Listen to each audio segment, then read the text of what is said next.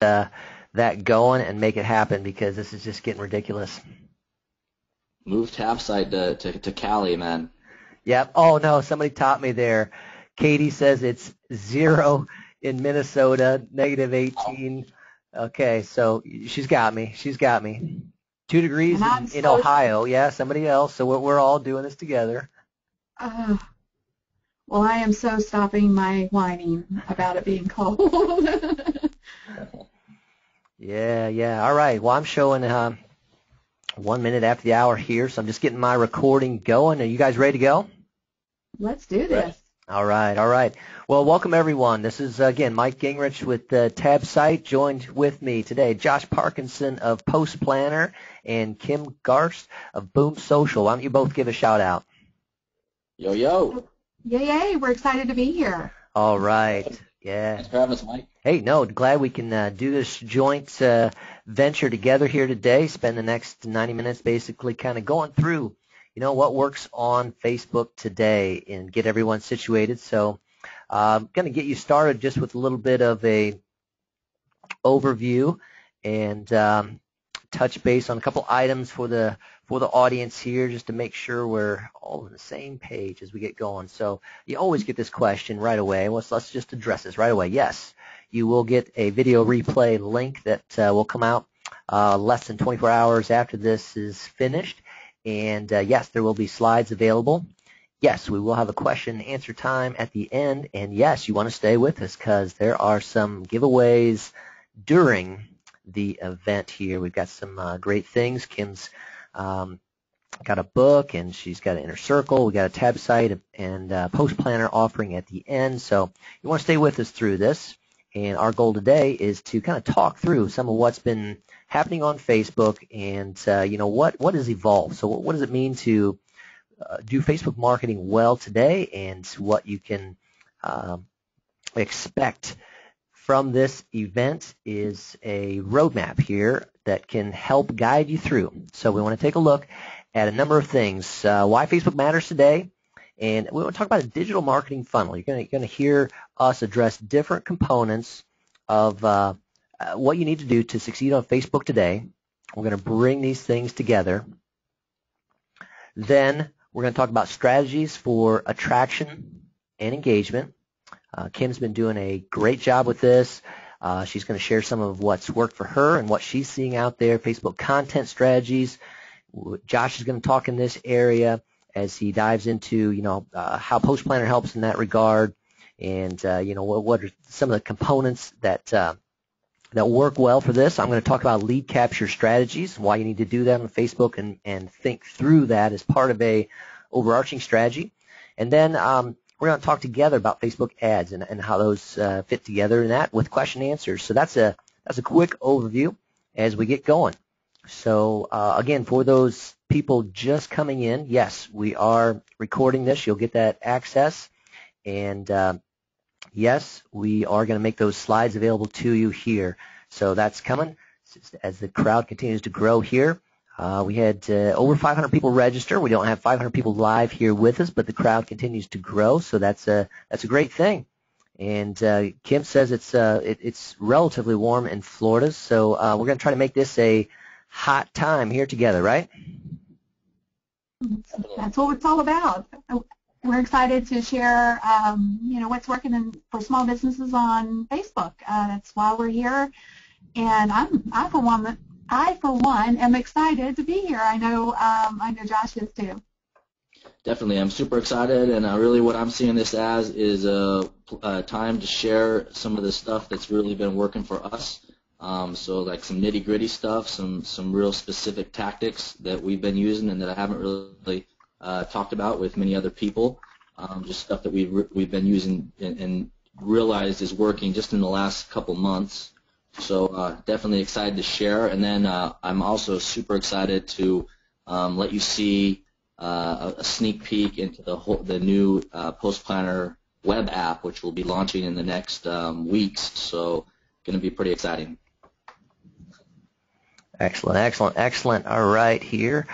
Let me just make sure I have all my recordings going the way I want to. And record system.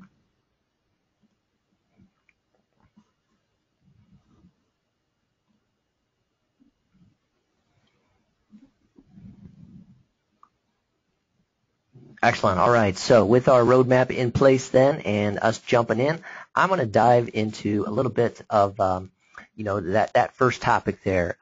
One of the things that I want to mention is throughout, periodically, we're going to be taking a time out. And this is a guy, basketball player, Chris Webber, if anybody knows him from University of Michigan, when he called a fateful timeout during a basketball game. But a timeout is just going to be a point where we're going to jump in with a giveaway or something like that. Timeout is relevant because I am Halftime Mike. I do podcasts with the basketball theme, and so you're going to see that throughout. That may come up again, but we'll call a timeout when we want to jump into something. And as we get started here, people have been down on Facebook somewhat. They talk about the reach. Reach has gone down. We can go into, why those things are. Facebook's making some changes. Obviously, there's just more business pages on Facebook. There's all kinds of things happening. But why Facebook? When we take a look at why it matters, there's three things, and they're so important. I didn't name them 1, 2, and 3. They are all number ones: demographics, targeting, and time per month. That why Facebook is relevant as a marketing platform for you, for your small business, okay? So number one, the people on Facebook, the demographics, all right? Is it some major buying demographics that are active on Facebook? No, okay? Facebook is basically the only social platform where every major buying demographic is active. Those with the most buying power are active on Facebook, all right? Second thing is, does every social network capture the 50-plus bracket? Okay? No. Okay?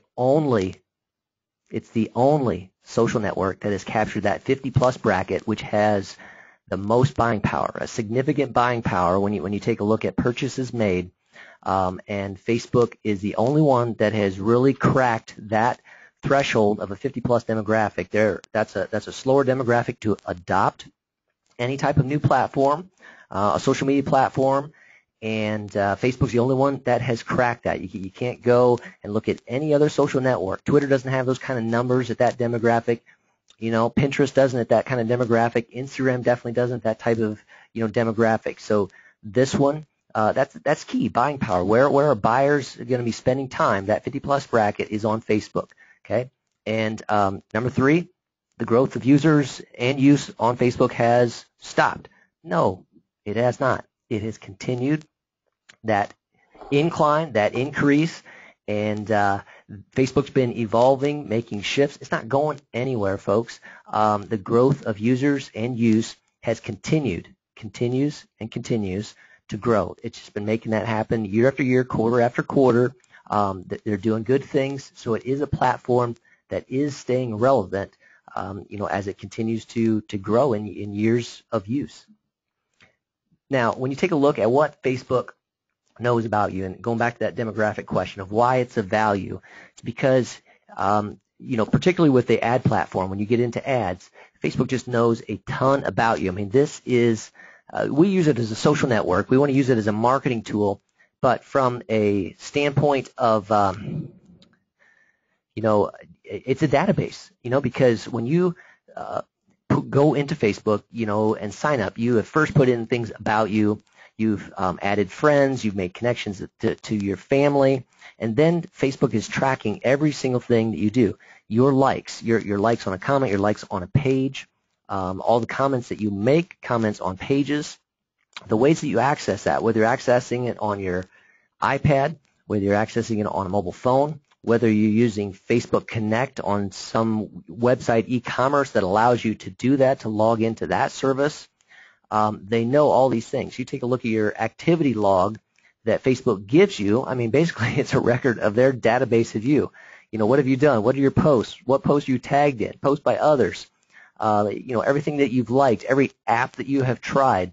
And they move this all into a huge database that is there for you to use to target with Facebook ads and marketing. So that's why it's so valuable. There's just no other platform that has that high of a detail of granular information that can be tapped into to reach an exact ideal audience. Okay, so this came out. This statement by Mark Zuckerberg came out in I want to say it was July. So it was after their second quarter results last year. And, it was the 40-minute factor. People on Facebook in the U.S. spend around 40 minutes each day using our service, okay, while the Center for Disease Control recommends Americans exercise 21 minutes a day, but only 20% of people had met that goal. But they're spending 40 minutes a day using Facebook. And that's a significant amount of time. It's massively significant when you consider what the number 2 was, which is like the Google properties. The amount of time people spend on YouTube, Google Plus, all the Google properties combined was around 12 minutes. Okay, 12 minutes each day, and this was 40. So Facebook was blowing it away in terms of time spent. It's a place where people are there, and so you can reach them there, and it has to be therefore a relevant way for you to use in marketing for your small business. But again, there's been changes, and so you need to shift, you need to adapt, you need to work through those. So, what we're going to talk about today, I think, comes down to really these 2 points. How do you, on Facebook, integrate, and how do you find a way to do multi-touch, okay? So when we talk about Facebook today and Facebook marketing, when I say integrate, you're going to see us outline that it's not just a solo Facebook approach. When we talk about integrate, you need to talk about content from the web. You need to be talking about the ways that you work in email marketing, your website. All these pieces need to come together for an integrated digital online marketing approach so that you are finding ways to do multi-touch. You're not just sending something out and hoping that clicks with people and right then and there they take action, but how can you reach people 3, 4, 5, 6, and 7 times when it often takes 7 times for someone to have a positive encounter with your business, some type of connection, before they're ready to consider you, do business with you, take an action towards your business. How do you, the ways that you can use Facebook to break that down. So that's some of that driving force. And here's the overarching funnel that I'm just going to briefly go down through to give you a framework for what we're doing today.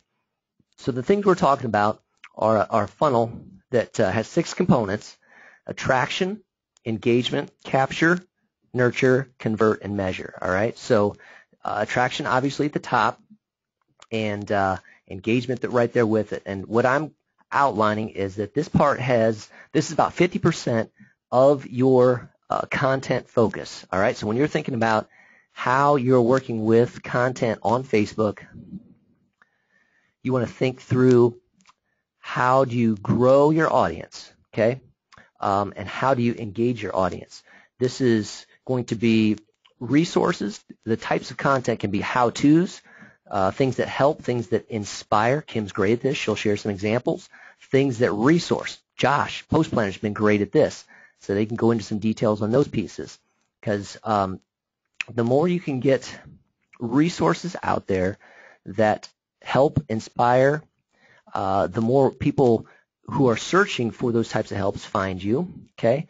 And then the more that you inspire, and they're willing to engage on that. They're willing to comment back. So you want to think through ways that you can entertain, you can educate, you can provide an experience, okay, in your attraction and engagement, what you share, how you share, the content of your sharing, okay? And I'm saying that's the big part, 50% of your content mix, because that's going to help you grow your audience and reach more people, because that fits into the next area, which is the capture and nurture. This is where 30% of your focus is going to be when you're sharing items out there, 30% with the intent to bring them to some type of lead capture, whether that's an app on a page, whether that's to a landing page on your website, but some type of link post, most likely, that is going to move them to take action, to give them,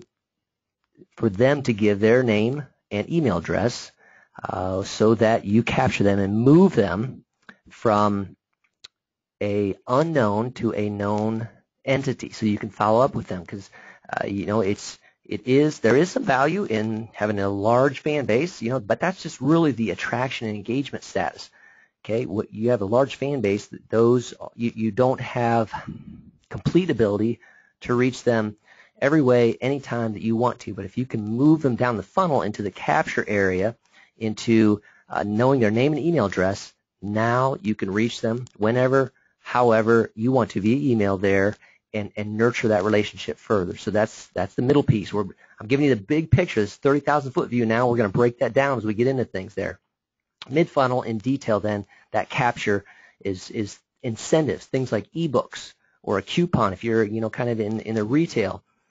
Something that is incentive for them to want to sign up to give you their name and email address in exchange for what you're giving them, some type of relevant resource and help, so that they're added to your list, and now you can nurture that via some email marketing, campaign automation following that. Again, now I'm bringing in that integrated approach that I just talked about, how your Facebook marketing needs to integrate with your full digital online marketing. The bottom of the funnel then is specific offers. Okay, things that this is getting to the sale, and this is really only 20% of your effort on Facebook. Okay, so Facebook is a social network. That's why attraction and engagement works best, because people expect to be social. People want to be social when they're on there. They're scanning their news feed. They're looking what's happening, what's fun, what's connecting. And so if you're too sell, they'll diss you, and even Facebook doesn't want you to be too sell. Okay, they've been trying to cut down on those doing spammy, buy now kind of post too much. So you want to mix in something specific that probably links them off to an offer on your website. Not doing that in a spammy way. We'll talk about these pieces, and that can be a final coupon or a discount, but they've had some connection with you by this point in time. This is 20% of your effort. So we're going to break these pieces down then and go through that process, because a lot of even your selling that actually occurs, if you've done the lead capture right, doesn't need to even happen on Facebook. Okay, it happens largely through some of that email marketing. So with that, I want to kind of do a transition here and move on over to Kim and Josh. You want to add into this on some of the recent Facebook changes. So you want to dive into that, and I can change the presenter slides over here. Well, who wants to go first? Josh, you want to talk a little bit about some of the changes that Facebook is implementing, or you want me to go first? Sure, I can start. Okay. Cool. So, Mike, how do I share my screen? Yep, I'm zipping you right up now, so you should be getting an action. You're the man there. You got it? Okay, you guys see me? I am just seeing a blank screen at this point in time.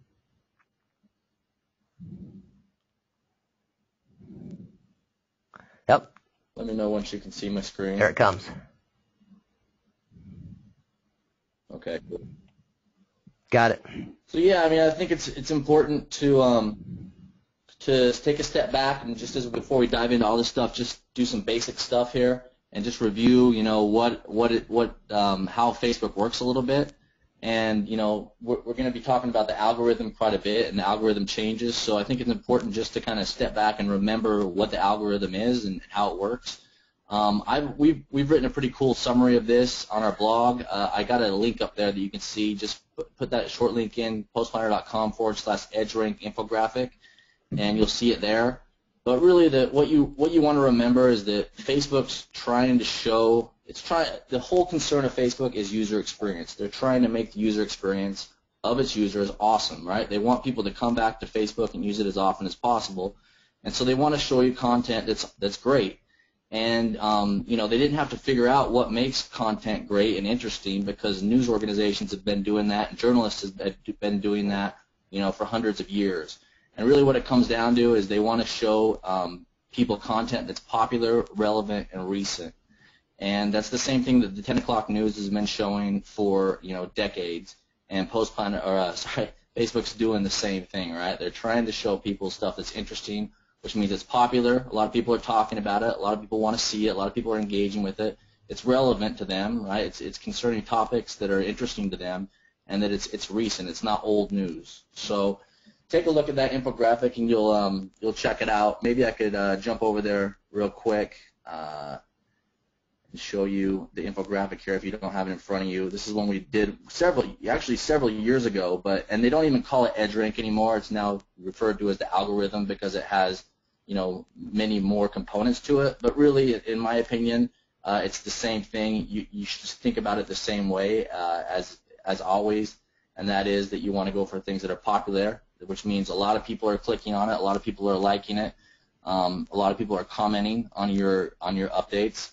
That is relevant, that, you know, your fans have interacted with your status updates in the past, and therefore they're going to see more of them in the future, and that it's recent, so that you're steadily pushing out a consistent number of posts, whereas your last post is never too far in the past.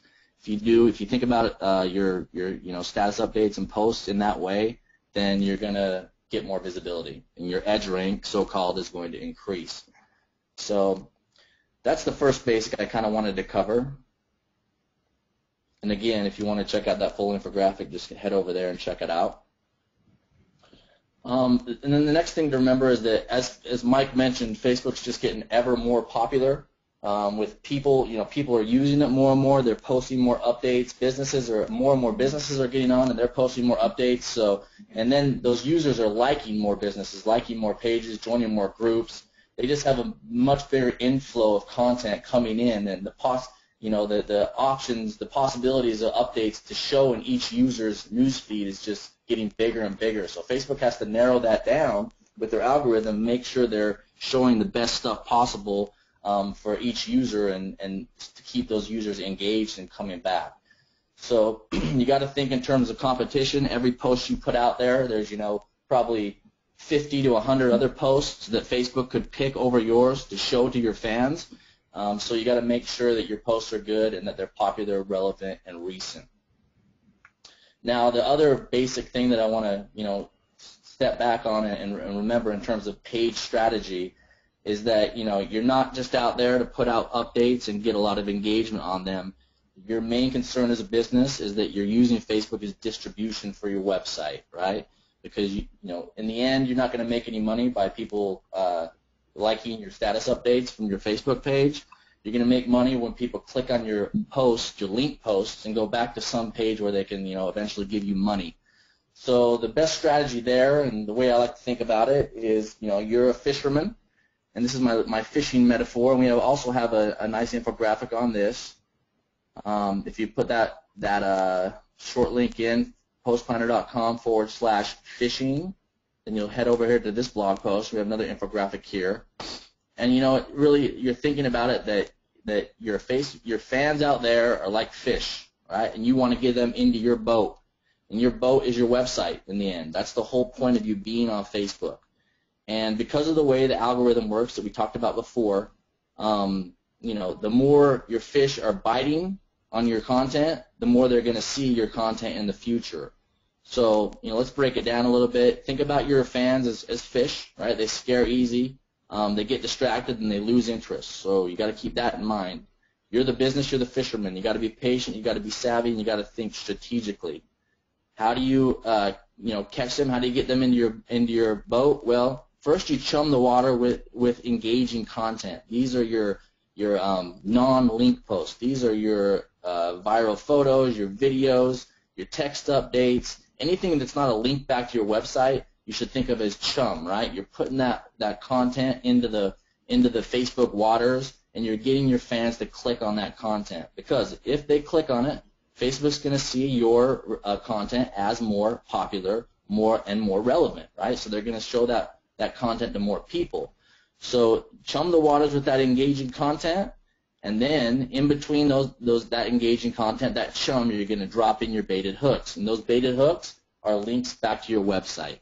So the way we do it, for us, the baited hooks almost exclusively consist of blog posts. We found that's the most effective way to get users back to our website. I'll remind you that as a business, Post Planner, we want people to come back to our website, hit our blog posts, read them, see a call to action in the sidebar that you're going to see right there. There's Kim's beautiful face over there telling you how awesome Post Planner is. And we hope that they click on that, install our free app, and then eventually upgrade to a paid version and give us money. Right? That's how we work as a business. So on our Facebook page, we're putting a lot of chum out there in the waters. We're chumming the waters. We're getting a lot of engagement on our viral photos, and talk more about that in a second, the tactics there. But then in between those viral photos, we're posting links to our blog posts and getting people to come back to our website. So, a blog post is a great way a non-salesy way, as Mike mentioned before, to get people back to your website and hopefully, do those things that are eventually going to make you money. So you're out on the high waters of Facebook. You're putting chum in the water. You're getting a lot of clicks. Then you're dropping in those baited hooks, those link back to your blog posts, ebooks, your infographics, etc. And then you're turning them into customers. You're reeling them in, right? And remember, the more clicks you get, Facebook's going to see your content as more relevant and popular. Therefore, they're going to show your content to more people. That's what the chum is all about. The more clicks you get, the more customers you get, right? Because when you do post those links back to your website, you're going to get more visibility, which means you're going to get more clicks, you're going to get more traffic back to your website, and then you're going to make more money. But you got to have a boat, right? You got to have your website. I hope no one out there right now only has a Facebook page. If you only have a Facebook page, you're doing it wrong. Now that doesn't mean maybe you're sending people back to landing pages or Amazon pages. I guess you don't have to have your own website. I always think it's better because at your own website you can actually do your blog posts. Yeah, yep. You got to, man. Yeah. Well, let me just jump in on that right quick and just add a quick caveat to what you're saying, because we just saw this exact thing happen with Pinterest. Pinterest just cut off all affiliate links. So if you are, leveraging a Facebook page and driving affiliate traffic, for example, what if Facebook decides they're not going to do that anymore and they're going to cut out all affiliate links? You need your own website. Definitely. If you don't have your own website, you're missing out on a huge opportunity, and it's something that it's extensible to the future. You never know what's going to happen on these social networks, but you will definitely be able to control your web presence and your blog, and you own that content. It's yours. So can't stress enough. You got to have that boat to get people to. So those are the basics, guys. I think that's important to remember. Now let's talk about their algorithm a little bit more specifically in the recent updates. So the updates that you need to think about in terms of Facebook's algorithm are, that have happened in the last 6 months are, Facebook has come out and said that you shouldn't be like gating or like baiting. Now you might come back and say, Josh, well, you just told us to, drop in those baited hooks. But, this is different. Like baiting is where you're, putting out content purely to get likes, not to get clicks back to blog posts. Remember, blog posts you're actually offering value to people for free, right? You're putting out some instructions, some tips. They're clicking on it. They're going back to your website and they're reading. They're getting value for free. You're not asking for anything. But if you're pushing out content purely to get likes and telling people in the status, like this, to do this, share this. Facebook has come out and said that they're going to decrease the reach of your posts if you do those things. So you got to be careful. And then the latest update is overly promotional posts, which Mike mentioned before, and what Kim kind of just mentioned. If you're posting links to affiliate links and links to products, Facebook basically sees you as kind of exploiting them. You're just using their free system to get free advertising. And if you're going to advertise products on any platform, you're going to pay for it. If you advertise your products on television, you're going to have to pay the network for that advertising time. Facebook sees it the same way. If you're posting just product posts back to your products, no, that doesn't fly anymore. You're going to have to pay Facebook for those things to get reach, mainly because people don't want to see them, right? Because Facebook knows that if it lets you push out a bunch of product advertisements in the newsfeed, it's going to damage user experience. And so Facebook wants to control that. They want to make sure that you're paying them and that they're giving the proper dosage of ads out into the newsfeed for each individual user, so they're not no individual user is only seeing ads or seeing too many promotional stuff. So that's why they're doing it. And the obvious way to overcome this, and it's just an easy way to do it, is going back again. You share your blog posts, offer value, offer content that just helps people, and then get them back to your website. And then once they're there reading that free content, then now it's your turn to let your website do the work and convert them there. So again, overly promotional posts, you're going to get in trouble if you post them. And then, just recently, it's just obvious that videos are just killing it on Facebook. If you've spent any time on your mobile device in the last couple months, your newsfeed has probably just been taken over by auto-playing videos. So videos are getting a ton of reach, a lot more than any of the other updates right now. Now, let me stress that things are constantly changing on Facebook, so I don't expect this to last very long, but for now, videos are doing well. But remember, it's a dynamic network, and once Facebook sees that Facebook is basically a system that can be gamed, and as they try to make their user experience better for their users, they create just a new system with new ways to game it, and then people will come in and they'll game it, and then Facebook will realize that they're gaming it, and then they'll make a switch, and then people will adjust, marketers will adjust, and then they'll game the new switch, and it's just going to be this is just the way it's going to work forever on Facebook. It's a system that can be gamed, and marketers are always going to game whatever possible. So if you're a smart marketer, that's what you got to do, right? You got to game the system, you got to keep up with the latest updates, and you got to game the system with if videos are getting more reach, then post more videos. And and then this is going to wrap up my part here. I'm going to turn it over to Kim if she has more comments. My most important thing is to be data-driven in your Facebook marketing. At Post Planner, we see all social media posts and Facebook posts in particular as experiments with data. That's all they are. They're little experiments that you run. Every time you post a photo, every time you post a link post, every time you post a status update, you're just performing a scientific experiment, right? You're saying, hey, my hypothesis is we're going to put this post out here and it's going to get engagement, it's going to get clicks. And then you wait, a time period, and then you see how the clicks roll in, how the likes, comments, and shares roll in, and then you have data for that experiment, and you can determine whether it was successful or not. And if it wasn't successful, you're not going to replicate it. If it was successful, you're going to replicate it. So I can't stress this enough, and everything I talk about to follow is going to come from this one fact or one piece of advice, that you have to be data-driven when it comes to your social media marketing. And you got to see each of your social posts as experiments with data. So that's my summary of the algorithm changes. Let me turn my time over to Kim to kind of follow up. Okay, just wanted to just basically highlight a few things that Josh said. Two things.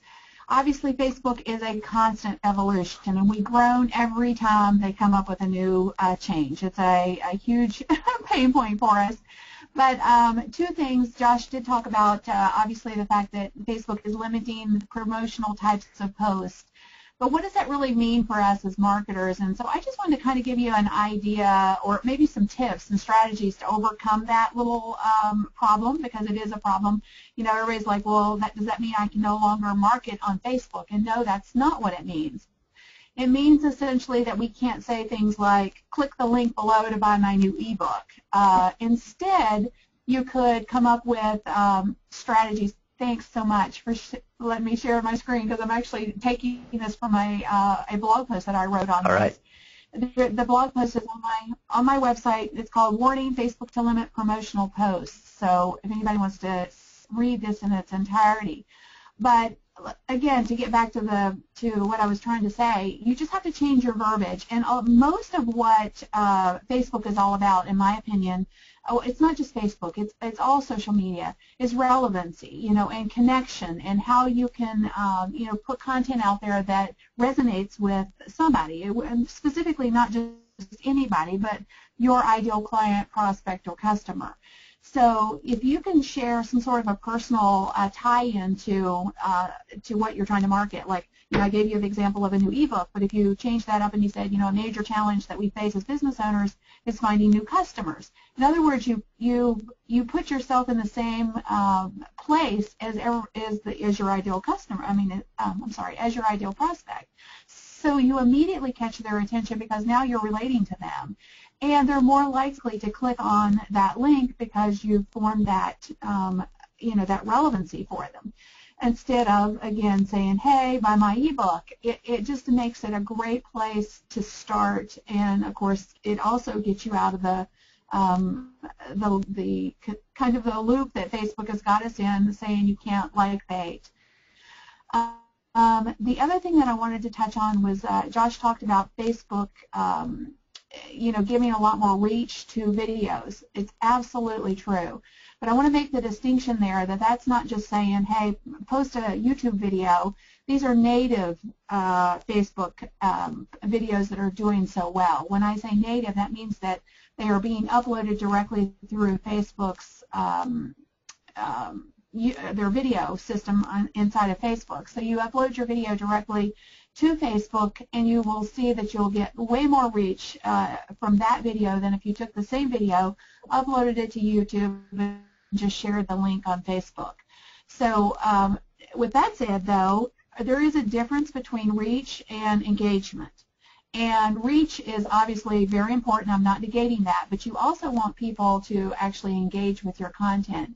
If you'll remember, that was part of Mike's funnel system, is getting people, you chum them, which I love. I love Josh's analogy on it. But the reality is you put a bunch of stuff out there so that you can get more reach, but you also want people to engage with you. So that's a little bit of a, just a clarification on those two things. But Facebook is really, an amazing platform and something we shouldn't ever give up on. I know a lot of people get frustrated with the changes, but that's the only constant in social media is change. We're going to constantly see changes, and I think as all of the platforms continue to build out and monetize themselves, we're just going to have to just keep rolling with the punches. Mike, do you want me to go ahead and do my presentation now, or do you have something else that you want to plug into this? I want you to get there next, but I thought maybe as the transition point, would you be ready to give away to the audience the first Inner Circle opportunity? Do you want to go through that?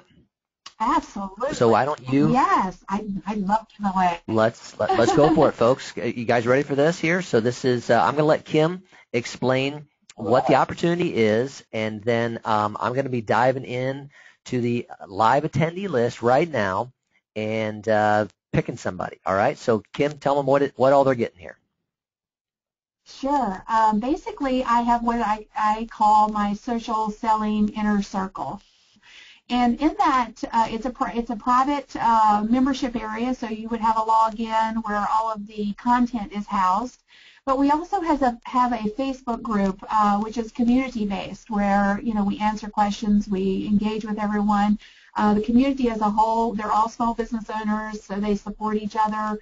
I think, honestly, the community that we've built inside of the Facebook group has perhaps way more value even than the content, simply because you get that you're not alone sense. You can ask questions, you get answers, you can share other people's experiences. We truly are a family inside of our little group there. But again, we do train each and every month on core things as it relates to selling on social media. Sometimes it's specific to a platform. Like this month we are teaching Instagram. So it's Instagram 101. Getting a lot of engagement and learning going on there. Again, every month it's something different, but it's all focused on how to grow your business, create more sales using social media. All right. There it is. So I am spinning the dial here, and let's see. So if you guys maybe get your microphone ready, because I'm actually going to let somebody respond and say if they're ready for this, and when I call out their name. Okay. So spinning the dial, and it falls on Karen Hendershot. Karen Hendershot, are you there? Are you there? If you are, post something in the questions for me so I know you're with me. And Karen's here. Karen's here. Karen, I'm going to turn the mic on. Do you want to say something, Karen? Karen, are you there?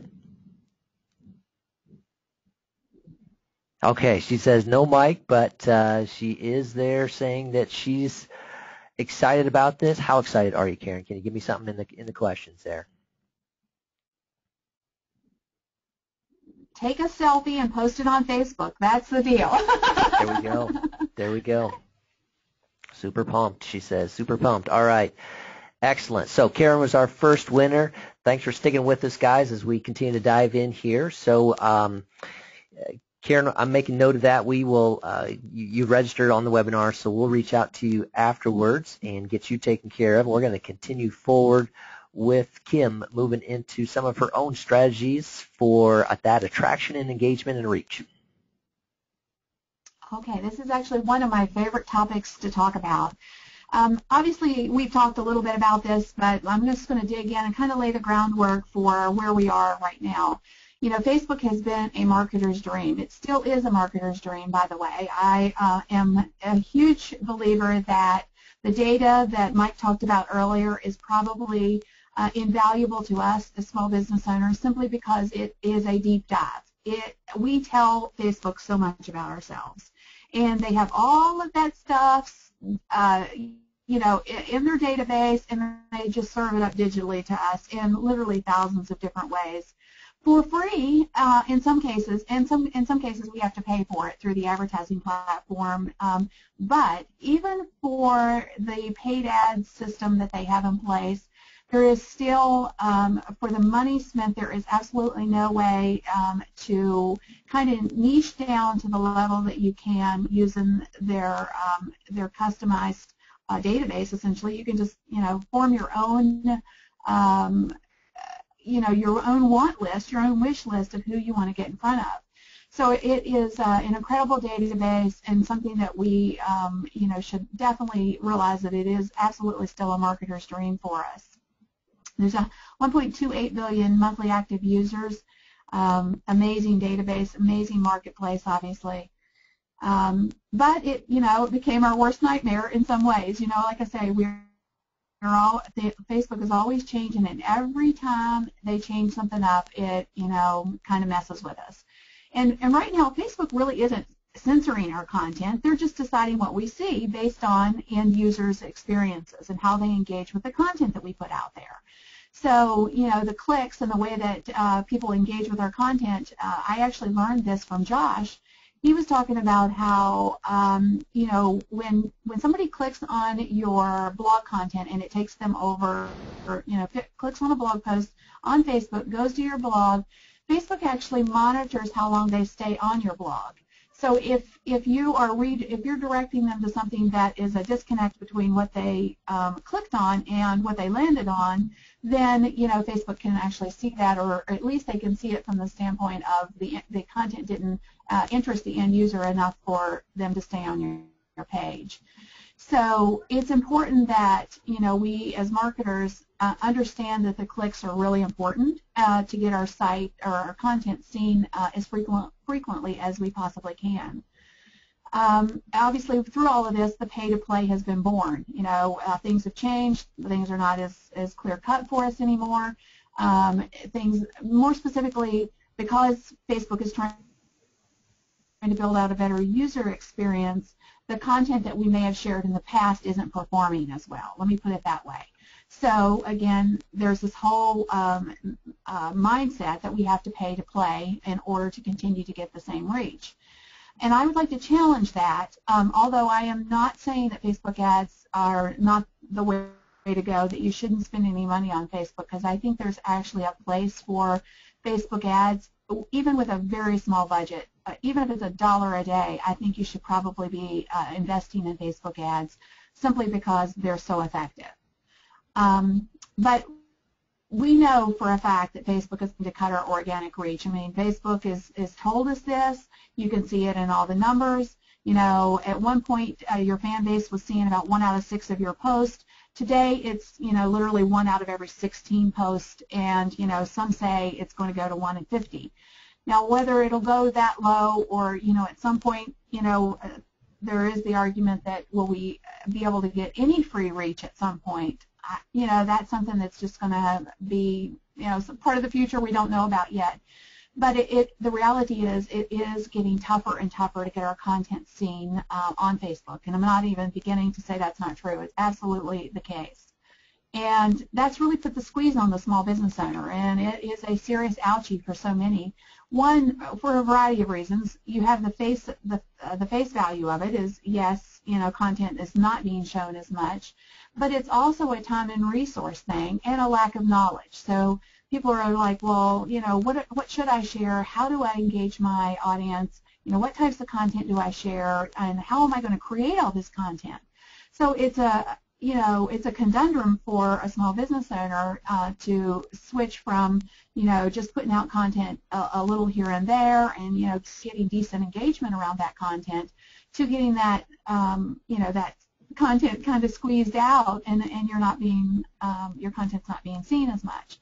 So I would just like to say, again, it is still possible to get staggering amounts of your content seen on Facebook, and you don't have to pay them a single penny to do it. I'm going to share with you my system for this, and it's not something that's just me, that I just do. I think that this can actually be done by any small business owner, and I would like to challenge you to, hopefully throughout the course of what I'm getting ready to share, you will pick up some ideas that you can implement that you can start to see greater reach and greater engagement on your fan page, again, without paying any money for it. Now, I just took a screenshot just this morning, in fact, of my back end, and if you can see, in fact, my numbers are way down right now. We had a post go viral off the charts last week, or maybe a week and a half ago, and of course, as my numbers have leveled out, I see some red, which I hate. I hate red numbers, but hey. But I got last week, in the past week, I've gotten 1,150 roughly new page likes. My reach is over 7 million, and my engagement numbers are huge compared to the averages. And I'm going to go back and share with you what the average engagement rates are, just so you can kind of keep this in perspective of the average engagement rates actually are about 1 to 2%, and mine are, way in excess of that. I have a fan base of about 120,000 fans, I think, now. So again, my engagement rate is huge, which to me, reach is great, but I'm really, really focused on the engagement. Even the likes are great, but that's not my focal point. I'm really about that engagement piece and how can I engage more people with my content. Because when you get to that point, you've got people sharing your content and you're getting into other people's communities, which again is huge. But everything you see here is I've done for free. I have not spent 1 red cent to get this. And in fact, here's a kind of proof of this. If you'll notice, this is again the same time frame, and this is all organic traffic. This is not the darker orange is paid traffic. As you can see, I have no paid traffic through this time frame. In fact, the only time I spend money on Facebook ads is when I'm marketing something that creates either an opt-in for my list or it's dollar.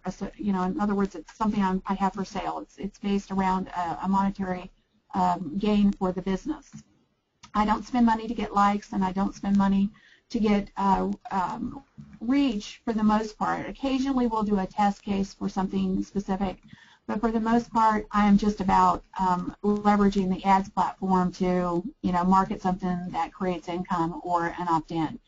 But let me give you a couple of examples of things that have worked really well for me. This is the post I was talking about that went like crazy last week. And it's just a piece of relatable content that people get. I'm not clumsy, really, I'm not. It's just the floor hates me, the tables and chairs are bullies, and the wall gets in my way. But this had a reach of over 21 million people, and look at the likes and the shares. It went through the roof. And again, no paid advertising is associated with this. This is purely organic. This, though, the one that I'm getting ready to share with you, is probably my most famous post, and Josh has used this several times because this idea actually was generated. You're right, Josh? Wow. I wish I could actually see the back-end analytics of this, because I can't see it anymore. It's not in my insights anymore. Guys, but I did pull it up this morning. Let me say something here, Kim. This is, if you see, I'm amazed because I haven't looked at this post for a while, and it has over 1.1 million shares, which is absolutely insane, and puts it in like the top most shared photos ever on Facebook from Facebook pages. So just keep that in mind. Like, remember, there's billions of people on Facebook. Kim has one of the most top shared photos of any of them. So this is pretty amazing. Big stuff. Yep. And incredible too, because this is a gift that keeps on giving. This piece of content just continually circulates, and people continually share it. Now, this post, if you'll look, was originally posted on June 23rd of last year. Yeah. So it's been over, months now, and yet it is still getting reach for my fan page. Which is, amazing to me. And these are not things that, I've just randomly stumbled across. Almost once a week I hit at least one post that does, has incredible reach. But again, many of my posts actually end up doing fairly well. I took this screenshot this morning. It's there's one 1.2 million, one, right at a million, 500,000, 250,000. So some of these posts have done very well by most people's standards, or anybody's standards, honestly. And again, this is just a content that is, I totally create massive amounts of traffic for free, and I'm going to share with you how much would this cost me to be able to do this if I were going to pay for this. I couldn't even get there. I couldn't even get to the reach by putting in a budget amount on promoting a specific post on Facebook. So if you'll notice, if I was to spend $10,000 on Facebook ads promoting a specific post, I would get the reach of about 250,000 to over 500,000.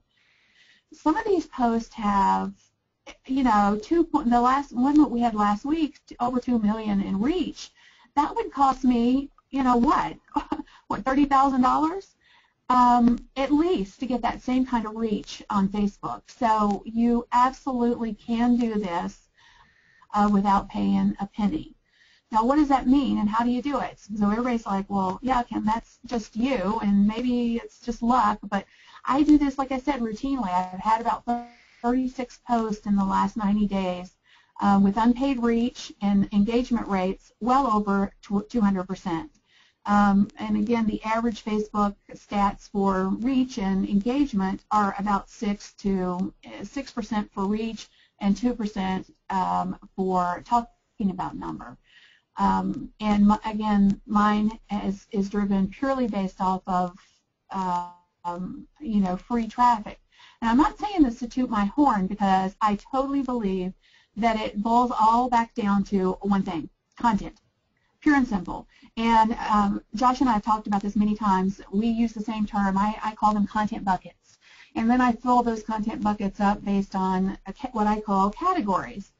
And some of my categories are motivation, inspiration, which is probably my #1 most engaged type of content. It drives the majority of my chum, to use, that's my #1 piece of chum, to use Josh's analogy. It's just incredibly effective. Business, social media tips, I share that to weave in, again, my expertise. Humor is huge. People love to connect around things that are funny and that, they're relatable. They make people laugh. but even outside of the humor and all of this other, relatable content comes in all shapes and sizes, in my opinion. So relatable content could be tied to motivation, it could be tied to business, or it could be tied to humor, or it could be tied literally to anything. When I say relatable content, it's kind of like the first example I showed you where, bumping into tables or tripping over an imaginary line in the floor, right? We've all done it, or falling upstairs, whatever it is. That's a relatable content. We did one last night that was huge as well. It was, my brain won't turn off. Who cannot relate to that? We all have nights where we just can't turn our brain off and we can't sleep. So again, I think that's incredibly huge engagement tool. Testimonials, this is an example of a testimonial. This is an example, a specific testimonial. This isn't just like, hey, this person said this about me. I'm actually tying in the fact that somebody bought my book and this is what they said about it to a picture that they actually shared on social media. Incredibly powerful. This has worked very well for us as it relates to selling my new book. It's done amazingly well, honestly. And the nice part is when we share these photos, it kind of encourages other people to share their photos, which, again, is awesome. But, you can highlight your fans. I love to do that. Content. Josh talked about content. I share at least one blog post a day. And most of the time, it is my own content, content on my own website, or, maybe I'm a contributor to Huffington Post and I just got picked up by Entrepreneur.com, so I might share that content. But for the most part, I'm sharing content that originates on my website, and then I drive traffic there because, as Josh said, that's how you convert, eyeballs to something meaningful. Even though I share a lot of tips that have nothing, and a lot of content that have really nothing to do directly with my business, it's my chum, and then I insert my hooks. Content is one of my hooks. I also give away, free ebooks and things of that nature as well. But anything that's happening here at the company, or around the brand, whether I'm speaking somewhere or, anything personal that's happening here in the office. I also share personal stuff, if I'm, at my son's hockey game or, whatever that looks like. I don't shy away from sharing the personal. And the personal, again, is one of my top performers as it relates to engagement. People love to connect with people. And if you share, who you are on a human deep with people, they just love that. So it absolutely works. So these are kind of my content buckets, hopefully, and I share them with you so that hopefully you can get some ideas from these. Your content buckets may look different from mine. You may absolutely take any of these ideas that I've given you and say, hey, I never thought of that. I'm going to run out and do it. Whatever works for you, because again, I'm a big proponent in this saying, social media is not a one-size-fits-all. You have to test this stuff. You have to decide what works for you and your audience. And Josh said something earlier that I thought was incredibly important, so I'm just going to pull it back out for a minute. Every piece of content that you put out there is a test to see if it's going to work or not. So all of these content buckets that I've established are basically revolve around things that I've tested, things that I've tried, things that I know work, and then I go back and tweak things. And I'm constantly coming up with, new ideas. And anything that works, we insert it into a bucket and we start sharing it. So, constantly test your own limits and your own audience to see what works for you and your audience. And then I always, and this is one of those things that so many people forget, is their marketing messages. You absolutely are in business. You can't omit that. You have to weave that in and let people know that you do sell stuff. Like I said, one of the things that we share routinely is our free ebooks. If we have something, that's value-based that we can get people from our fan base onto our email list, we do that. we actually sell directly on the page as well. You know, we put the little buy button is now on your, well, on mine. It's not available to everyone yet, but I have a link on there that they can go and buy my book. I sell products and services when I have something new that comes out, or even if it's not new, I constantly recycle and pop things back out there on my fan page. So don't forget that you sell things. People don't mind, they get that you're in business, so, but if you don't tell them, they're not going to know, and honestly, you're probably not going to sell much. So I just want to wrap all this up by giving you some core tips. You know, make your content visual. That can be either, you know, great graphics or great tiles, or it can be video, because as Josh said, it's absolutely working. It's outperforming on so many levels. But I saw this article. In fact, Josh and somebody shared this article with us where it said that graphics were, you know, at the bottom of the pile now as it relates to reach. But the thing that I think we really have to wrap our heads around as marketers is there is a difference, and I said this earlier, there is a difference between reach and engagement. You know, you can share a blog post and you may get a little engagement on it. Maybe, you know, 50 people like it and it's shared 2 or 3 times. And you can share a great graphic and it's shared, you know, 1,000, I mean, it's liked 1,000 times and shared, you know, 250 times.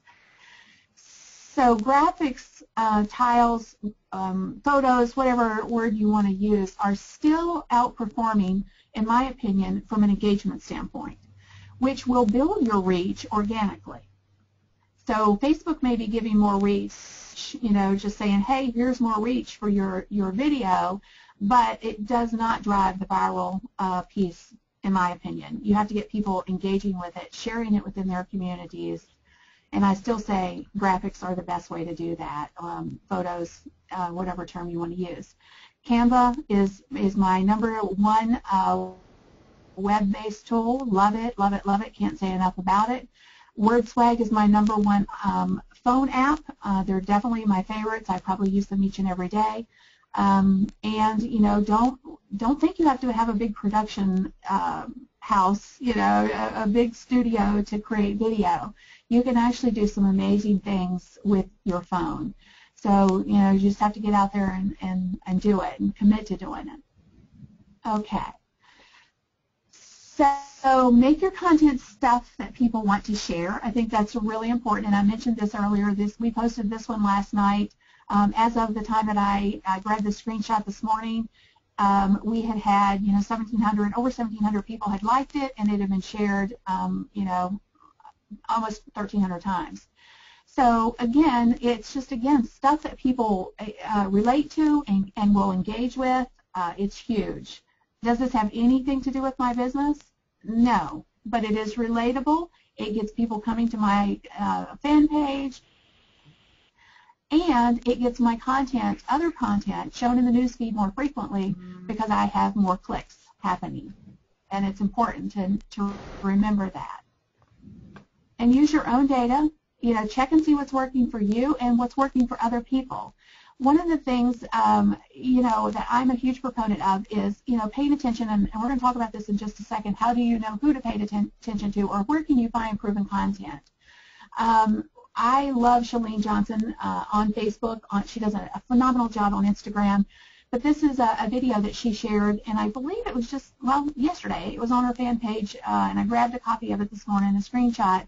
And as you can see, she's had over 250,000 views. I hope you can see this because I'm like scrunching to see it, but I'll just read the numbers for you. Over 250,000 views. She's had almost 5,000 likes on it, a lot of comments. It's been shared almost 4,000 times. A huge reach, and then of course the engagement is there too. And this is what you really want. This is the perfect storm. You've got the reach that Facebook is giving you. You're also getting more reach because people are sharing it within their communities. This is the ultimate win-win, in my opinion, as it relates to great content. So, as with all things social, I am a huge proponent of this saying, the job is in the tools. And I'm going to share some that I used daily as it relates to my Facebook page in particular. I use Post Planner, and I'm not just saying that because Josh is a part of this webinar. I am a huge, and can I say that again, huge fan of Post Planner. It has helped me. Well, it has helped me in so many ways. I use Post Planner to find great ideas. You know, I don't use it maybe in the traditional sense that some do, but it has made a huge difference in finding quick and easy content that, you know, generates an idea, or more specifically proven content that I know people are engaging with. And I've leveraged that, and I use it each and every day. I use Canva each and every day. I use a tool called Pictolicious. It's basically a color palette generator. So you can pop in your photo that you're using maybe on Canva for a graphic, and it will give you all the associated colors that you could use with that particular graphic that kind of go with it, so that, again, your graphic looks great and it's, you know, visually appealing. And then I have a new tool that I'm totally loving, and it's called Chrome Eyedropper, and it's literally an extension that goes into your browser, and it allows you to pull a color from anywhere on your screen on any website. And again, I use it primarily to identify colors when I'm creating graphics for Canva. So these are my everyday go-to tools to do what I hopefully gave you lots of great ideas on, so that you can create amazing content, get an incredible not only reach but engagement for free, because that's really what I want to give to you today, is ideas that you can leverage that won't cost you a penny and yet will get you results on Facebook. Excellent, excellent, excellent. And I just realized that it's probably not time for another giveaway, and we haven't given away one of your books yet. You ready to do that? Woo, yes. All right. So, Kim, came out, was January the launch date when the book went live in Amazon? Or was it? Yes, January the 13th was, I'm sorry, I had a piece of ice in my mouth. Yes, it went live January the 13th. Was really blessed that, well, it was a blessing and kind of a bad thing at the same time. The book sold out almost immediately on Amazon. Nice. So, you know, on the surface of it, that you say, well, wow, that's awesome.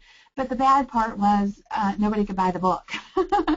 So it was kind of a double-edged sword, but it did hit #1 in about 3 or 4 categories. It's still holding its own, and I'm really, really excited that it's been so well received. All right. Yeah, it's been. It's good. called Will the Real You Please Stand Up? And Kim, to help you give this away, let's see. I'm going to have you choose a letter from the alphabet. So you're gonna lead us through this process here. So what's a letter you want to start with that I can choose from our audience then? P, of course, for Post Planner. All right. Okay, let me get to the P's here. You're narrowing it down. All right, so I have 2, 3. All right, so I want you to choose within those P's then a number 1, 2, between 1 and 4. 3. 3 it is, and Paul Chatterton is the winner of a copy of Will the Real You Please Stand Up by Kim Karst. Paul, are you there? If so, give me a post in the question area, and we'll get this in the mail to you. All right, so Kim, we're going to give away a second membership to your Inner Circle. All right, so now we did have some people joined us here later since the first giveaway, so perhaps you want to give just a quick overview again. So what do they get with Inner Circle as you get ready to give this away? Sure. And I'll just try to be real short and sweet on this. Basically, the Inner Circle is a back-end membership site and a Facebook group to support that membership site, where we have monthly trainings. This month we're teaching Instagram, so it's Instagram 101 this month. Every month we focus on a specific topic that we kind of lay out the training, and we try to hold people accountable with action steps. The Facebook group is, of course, a support system. We have a great community, and we can't wait to welcome whoever wins this Inner Circle membership today. All right. Okay, Josh, how about a letter from A to Z? Boom, B. There we go, up in the B realm. All right. 2, 3, 4, 5, 6. Okay, give me a number between 1 and 6. Let's go with number 1.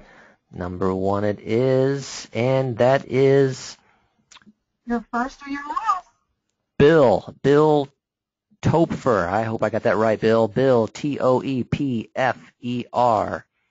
Toepfer. Bill, you are the guy that just won a membership here to Kim's Inner Circle, so I am making note of that, and we will reach out to you again there. Yes, send your congrats to Bill. All right, Toepfer. Got it down there? Yep. There you go, Bill. I got it. Got you noted there, so we'll get in touch with you. All right, so folks, we're definitely over 2/3 of the way through here, and we want to keep going. Kim's giving you some great stuff about how she does engagement, and somebody asked the question, why do you just want to give general inspirational stuff? And my answer in the question area is because the more people engage with, this goes back to what Josh was talking about, the algorithm, EdgeRank, and things like that. So the more people engage with your content, if it's inspiring, Kim's so inspiring with her posts, if they engage on it, they've liked it, they comment it, they share it, that's a signal to Facebook that they like that page's content, so Facebook will show them more of that in the future. You want more of your posts shown, so you're building momentum that way. And think back to my funnel. The more you get them to see your post, the more they can see those mid-funnel lead capture posts. So that's what it's all about, building that audience, building that engagement so they see more of your stuff so that they see what's important. Someone else asked the question about, so we're trying to send them to our website. It's all integrated now. You think about where do people spend time right now on Facebook the most? Mobile device, period, folks, mobile device, period.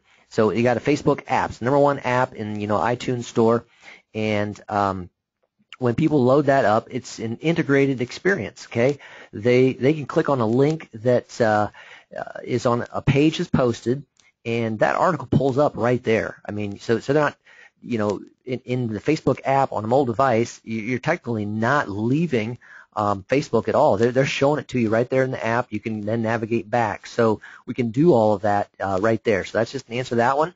But the thing is about content. We talked about it in my overview, in Kim's, and Josh is the man. So Josh, you ready to take us back into how people can come up with this content and not be overwhelmed by it, and even the value of mixing in other people's content? Yeah, definitely. Let's do it. Can I share my screen? Let's do it. Here it comes. It's coming there. All right, let me know when you can see my screen. I got it. Okay, cool. So I'm just going to run down about four tips, and then weave in kind of some philosophy on content, and also show you the new post planner, which is awesome. So like I said before, I'm talking about things that are actually working for us right now. Not vague things that advice about philosophically what's going to work on Facebook. I'm going to show you real nitty-gritty stuff that we're doing every day. So the first thing and Kim touched on this and showed you examples, is text on images are awesome on Facebook. Text on images, whether it's quotes, questions, funny things, they just really kick ass on Facebook. So you want to be using text on images. Now, Kim gave you a couple cool tools to do it. You can use Canva, you can use WordSwag, and there's just hundreds of other mobile applications where you can take a quote and put it onto a really beautiful background. Use them, please use them, because they work.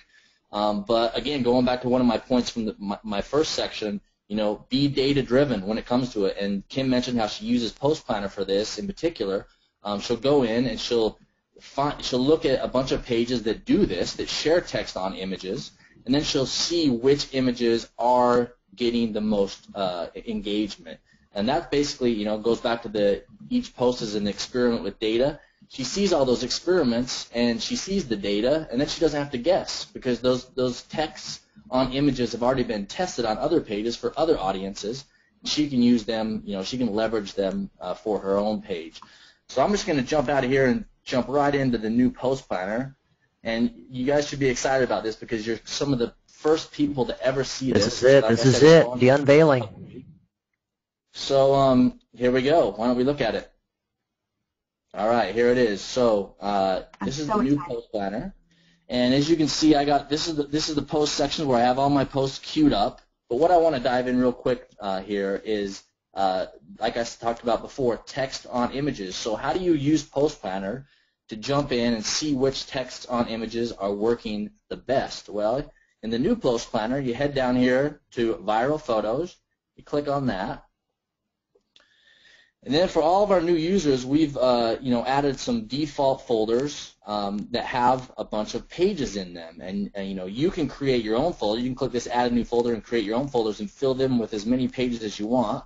But for now, I'm just going to show you this awesome quotes one because it's our default top folder. And as you can see, it has a bunch of pages in there, one of which is Boom Social, Kim Garst. So this isn't normally this would be ordered by star rating, right? So you'd have all the top star rating images at the top. It's not quite working perfectly right now, but it still gives you a good feel. So say that I went over here and I jumped into Kim's page. I'm going to see there that I have a bunch of images there, and they're ranked by star rating. Now, the star rating is based upon the average and the standard deviation. So the average engagement here is what's going to determine the stars. And because Kim has such crazy posts that go off the hook, and because this isn't quite working perfectly yet, as you can see, every single one says 150 shares, which isn't right, obviously. It's not going to be. Normally, you'd see a bunch of 5-star images at the top here. But anyway, what you can do is come in here and you can see which ones are working the best. You can scroll around and you can find stuff, and if you want to look a little bit more closely, you can expand, and then you can use your right arrows or click, and you can just see which ones, and you can see the star rating. And then if you want to decide you want to share it, you just click it right into the publisher up here, and then you can queue it to send it out. I'm not going to do that right now. But the point here is that you can go in, you can check out many pages. I can go over here to this one, and you can see that all these guys are sharing quotes on images. They're easy to scroll through, find something. You don't even have to expand them anymore, like we had in our old app. Now you can just scroll and see like 8 at a time, and choose them and either post them right away or use a Canva or another app to replicate them with your own backgrounds and use them that way. So I don't want to dive too much into this. I did want to show you the new UI, which we're really in love with, and we're going to be launching very soon. Like I said before, you can create your own folders, and I know Kim has a ton of folders in her post planner that she's customized herself, add some of her favorite pages there. So she goes to those every day and sees what's performing well, and then she gets an idea for what's working, and then she can decide whether she uses those quotes, those texts on her own images. So that is the viral photos section in the new post planner. Now, let me go back here. Text on images, can't stress it enough. Use them because those will be great chum for your page. Next, this is something that I want to, this is something I haven't talked about much. It's something we've been tracking, using a lot just in the last month, and it's just got amazing results. So, Kim showed you some examples of images that have just gone off the hook, got millions and millions in reach, and got tons of engagement. We have the same thing happening on Post Planner fan page, and one day I just thought, well, why don't we leverage that reach in a way that's kind of more immediate, and see if we can get some traffic from the images themselves. So what we're doing is we will post, 2 or 3 viral images a day, and just like in Kim's case, not all of them will do well, right? Some of them will just perform average. I'm going to go to the our fan page right now. Here's our fan page, facebook.com/post planner. If you scroll down, you will see there's our latest blog post with Kim as a superhero, looking good, Kim. You'll see that we post, chum, bait, chum, bait, right? And chum. And so we're pushing all these photos out, and what we do now is we wait to see which ones are really working. And if a photo doesn't get 50 shares over a couple days, that I see that as an underperforming post. But if it starts to get more than 100, 200 shares, what it means is that that post is rising, and it has the possibility of going massively viral. And so, we'll post these photos, and then we'll wait a few days, even 3-4 days a week, and we'll see which ones are moving, and we can see that very easily in our insights. So I can go in here to posts. I can click see all posts, and I can have my images here, and so I can scroll down and I can see find certain images that are doing well. And then what I'm going to do is I'm going to go back to the image, and what I'm going to do is I'm going to sort by reach here. And you'll see that there's a few, just like the screenshot Kim shared before. You're going to see that a few images just float to the top with massive reach. Here's one right here. Sometimes you just need to talk to a 5-year-old so you can understand life again, right? We found this image with our Viral Photos tool. We posted it. 270,000 likes, 64,000 shares, reached 18 million people for free, right? Now what's interesting is up here you see in the status a click here with a link, right? Well, this was not there before when we originally posted the photo. When we originally posted the photo, we just, kids always help you put things in perspective. That's all we had. That's the only thing we had as a status on this image. And like I said, we waited 3-4 days, a week, look in our insights, we see which ones are going off and going viral, and then we'll go back and we'll click edit on the image. Let's see if I can open this in a new link. So here's the original photo, right? Now because this is my page, that means that I can edit it, right? So I can go down here and I can click edit right here, and then I can add stuff to the caption. I'm going to click cancel here. And that's what we did. We'll find the photos that are going crazy. We'll click edit, and then we'll click a very clear and unmistakable, unmissable click here, arrow, and then a custom short link that we create with Bitly that we can track. And since we started doing this in late December, early January, the results are absolutely off the hook. And I would recommend to Kim especially that she should start doing this because it's amazing. We're getting tens of thousands of clicks. Now, we're sending them either to our homepage or to our install link for our app or to our blog. We're trying various things to see what works. But we're getting tens of thousands of clicks and traffic going back to our website. Why? Well, because this image has taken on a life of its own, right?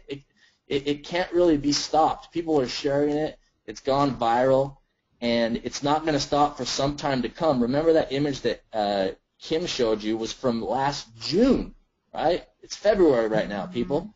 So she could still add a short link to that image, and she would still get tons of clicks. And especially these ones that are going recently viral for Kim. Kim, I'd recommend that you do this. We're going to continue doing it. And let me stress that you should use a custom link so you can track exactly which clicks are coming from there. And I guarantee you, if you put these links onto your viral photos, the photos that are actually starting to go viral, I'm talking about 200, 300, 400, 1,000 shares. Once images get to that point, they usually don't stop for a while. They got a lot of running room. So they got a lot of runway. You should leverage that runway and that visibility and add a link. My guess is that if we would have included a link right at the beginning, we probably wouldn't have got there because, Facebook might have seen it as promotional. But really, at this point, Facebook can't really stop it because, again, it's taken on a life of its own, and it's, we can always edit it with this edit button, add the short link, and reap in that traffic to our website or to wherever we want to send people. So again. Wow, this is a great tip, Josh. Yeah. Great. Absolutely. That fact of coming back. Yeah, I just have a quick question because I don't want to interrupt your flow here, but a quick question on this. You say you're testing, where you're sending the traffic. Are you getting any pushback on the disconnect between the content on the fan page and the content that they land on? Definitely not, because what we're selling it, as you can see, we say click here to find more inspiring quotes. So we try to tie it to the image, right? Because this is what they'll do. We found this image with our tool. So if we say, hey, do you want to find more images like this, use Post Planner, there's not really a disconnect, right? You can go into Post Planner. There you go. Beautiful. Okay, I see the tie-in. Yes. And, I guess that's a unique thing that we have, but, you can be clever. You can figure this out and, see how you can tie it back to your product. You must be able to somehow. Well, the first thing that comes to mind for me is why not just set up a separate page that has a lot of inspiring quotes on it and leverage it to drive traffic. Put a pixel on that. Good idea. You could send them to a fan page and get them to like that page and grow that fan page, right? Right. There's so many possibilities you could do here. But, the whole point is that, A, don't waste those impressions, Don't waste those that reach. You put a link on there and get some traffic from it. So that's what the first point I want to stress. And again, these are nitty-gritty things, right? These are things that we're doing, as you can see, and getting huge results. And I promise you, I haven't shared this with very many people, so you guys are some of the first people to see this. We haven't even written a blog post about it. So do it. Use Post Planner, find viral photos, either share them as they are or create your own with your branding on there. Wait for them, the 5%, 5 to 10% of them to go viral, and then on those 5 to 10%, add a short link after a few days, and once that image has taken on a life of its own. Next one, this is more about the baited hooks than about the chum, and it is about the visual content trend that is so important to social media and Facebook in particular. And that is that when we're a content marketing company, really. It drives our entire business for Post Planner. Our blog drives our business. And so we want to make sure that our blog posts are optimized for traffic when they get shared on social. And, what we've learned is that the featured image that you share with your blog post is just so important. I can't stress it enough how important it is. If you have an amazing piece of content on your blog, and you put a crappy, boring, image that people will scroll right past, you are just losing out on a huge opportunity. And I actually design and create every image on each of our blog posts. So we have writers, we have editors, and then it finally comes to me, and I do like the end frosting on the cake, right? I create the featured image, and I write the headline, because those seem to be the two things that drive traffic the most. And I can't stress enough how important the featured image is. My advice to you on this is be weird. Be weird. Be weird. You heard it from Josh. Weirdness stops the scroll, right? Yes. I call them thumb stoppers, guys, because think about how people scroll through their content. So how can you catch their interest enough, on their phone in particular, to get them to stop? Click thumb stoppers. Right, and if you follow trends, so what I've been seeing a lot of is people use an awesome app like Canva, which is great, but they'll kind of replicate the style of the featured image, and what I see a lot of is an image with just the headline, right in the middle, and really nice font with a beautiful color background. Now that's great, but the problem is that so many people are doing that users get used to it. People on Facebook just see it. Ultimately it becomes like a default, and it becomes invisible to them. Right? It's not weird. It's not bizarre. They'll scroll right past it. And so what we try to do on our featured images on our blog posts is every single one of them is totally unique, totally bizarre and weird. This is the one we pushed last night. It's about, 6 things the best social media influencers might do better than you. Now, we could very well have taken this and used, taken this headline, put it on the image, put a nice color behind it, and just shared it that way. And I guarantee you, this post is doing pretty well. Let me jump over to our blog real quick so I can show you. We just published it today. Oh, no. Come on now. And you can see it here on the post itself that we have, 24 likes, 13 shares, which is not bad. There's our blog. Okay. So, let me just look on the social shares here. 700 shares already in the first 6 hours of his existence. For us, that's pretty damn good. So, and what I want to say is, I promise you that this post would not have done this if we had not had this featured image. For one thing, Peg and Rebecca and Kim and all these people on here, they laugh at it, they think it's hilarious, and then they share it because of it, right? But if they just seen a boring headline in the image, they would have been like, okay, I was mentioned in this post. They might not even have clicked through and read it. But because it has a bizarre, weird, funny featured image, it's going to have a lot more opportunity for people to share it. So, if you look down through some of our blog posts, let me go back to our blog roll here. Every single one of them is unique. There's no style to them that's the same. I'm not replicating any style on these. They're totally different. Each and every one of them is totally different, okay?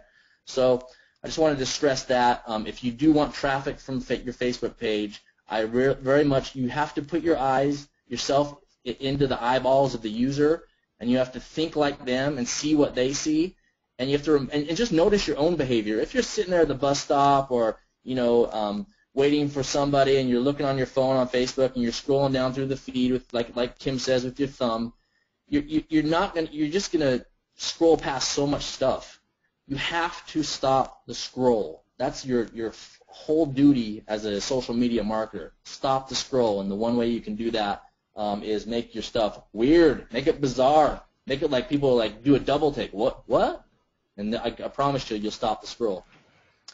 And then the fourth thing that we've been doing that has been working very well for us is it's very similar to number 2, where we wait for a few days and we see what's working with those viral images. Then we add the short link.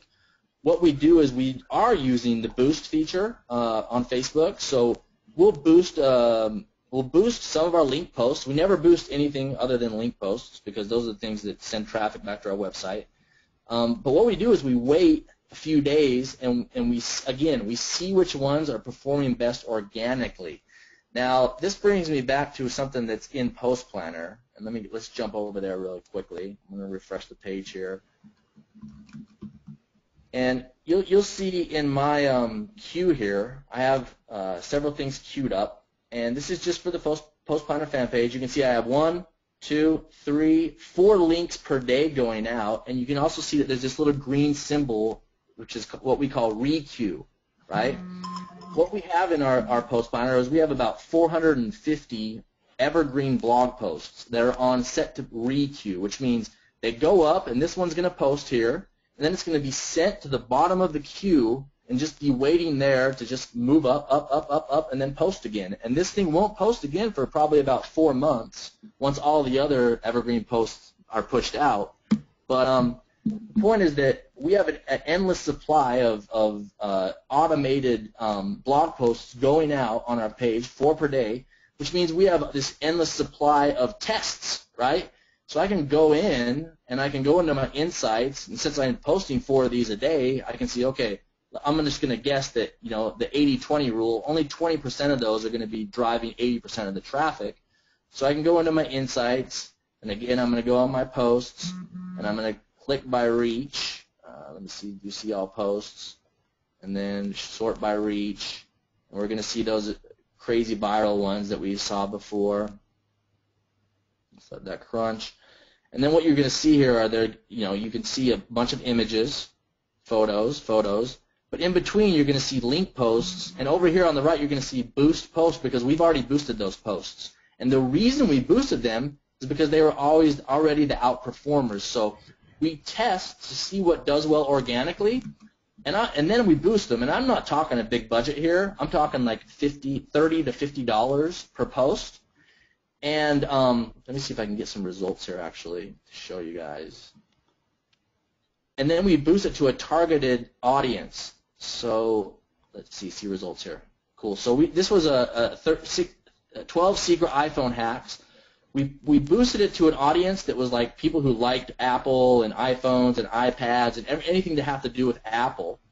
We got, well, this one went large, so we just kept on boosting it. We spent $300 on this. We got 13,000 link clicks, which equated to about 2 cents per click.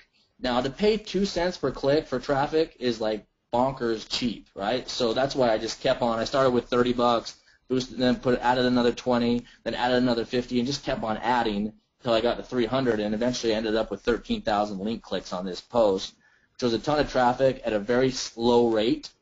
And it's just a no-brainer for me to do this. The key here is that I waited, and I saw that this was getting reached organically, right? That people were responding to it already, and then I boosted it and waited to see what the results were. Now, if those click rates would have been up in like 15, 20 cents, 30 cents per click, I wouldn't have added more money, right? I would have just let it die and tried something new. But invariably, if I choose that 5% of link posts that are doing the best organically, then my experience so far is I'm keeping click rates below 10 cents. And again, if I can pay 8 cents per click to get people to go to my website, it's a no-brainer for me, so I'm going to do it. So that's what I recommend, going into your insights, seeing which posts are doing well. Link posts, don't boost anything besides link posts, right? Don't boost anything besides the posts that are sending traffic. That's my advice. Find the ones that are doing well organically and then boost them to custom audiences. So for our social media posts, we'll boost them to audiences that like Boom Social, that like Social Media Examiner, that like TabSite. We create these custom audiences, and then we boost them to them. Let's see the results here. Spent $60, got 1,000 clicks, right?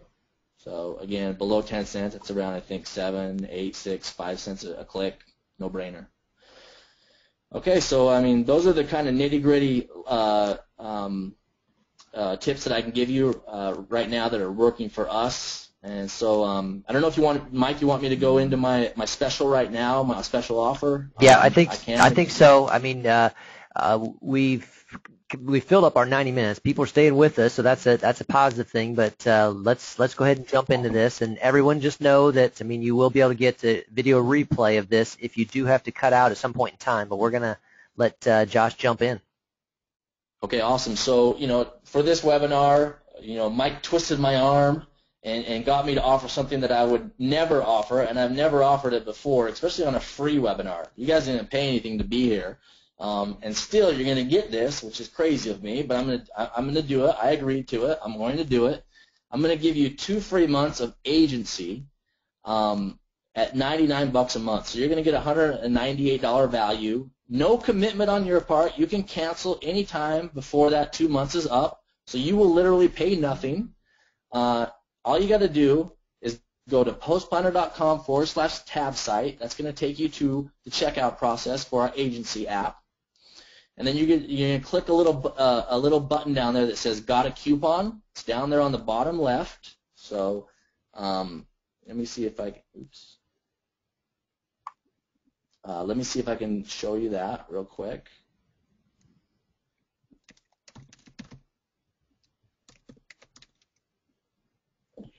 And while Josh is doing that, I just again have to give a little plug. Obviously, you see my testimonial there.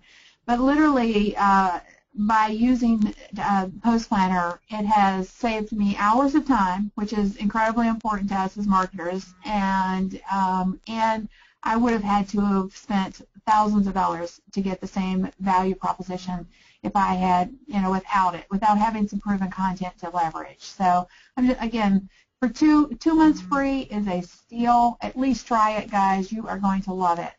Yep, I appreciate that, Kim. And, again, you can cancel anytime. All you got to do is email us at support@postplanner.com anytime in that 2-month period and say, hey, I don't, I'm not getting results or whatever. I don't think that's going to happen. but just email us and say, I want to cancel. No problem, right? No harm, no foul. But you're going to get, until April 19th, for the next 2 months, you're going to get free Post Planner at the highest premium level. And what I'm super excited about is we're going to be launching our brand new web app, which is the one I showed you, in the next couple of weeks. So you're going to be right there to use our awesome new app, which, by the way, is going to be posting to Twitter and have a lot of other awesome features that are going to be coming shortly after launch. So we're going to launch with a bunch of awesome features, including Twitter posting. But I can't, the features that are coming down the road are going to blow your mind. And you're going to be right there for free during this whole time. So head over there to postplanner.com/tab site. Find that little link.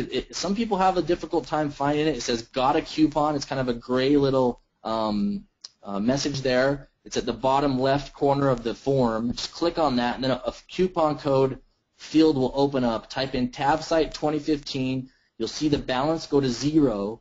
And then you're going to have to add your credit card information. Again, we will not charge you for 2 months, and if you cancel before, we will never charge you. But you will have to add your payment details to get access to this, and then you will get it. So one thing to remember, this expires tonight. So if you don't do it today, I would encourage you to go over there and do it right now, right? Just do it right now. You'll get in there. You will be using the Facebook-based old school Post Planner for a few weeks, and then we're going to move you over to our brand new awesome web app, which again will include Twitter posting.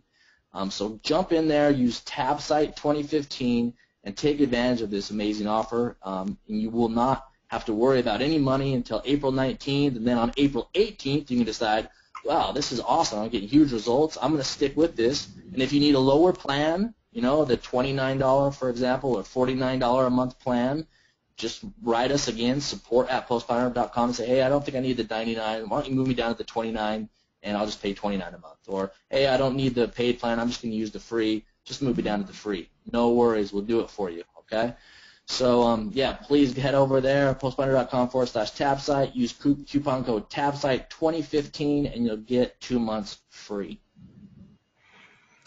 And with that, I'm going to hand the reins back over to Mike. All right. Sounds good here.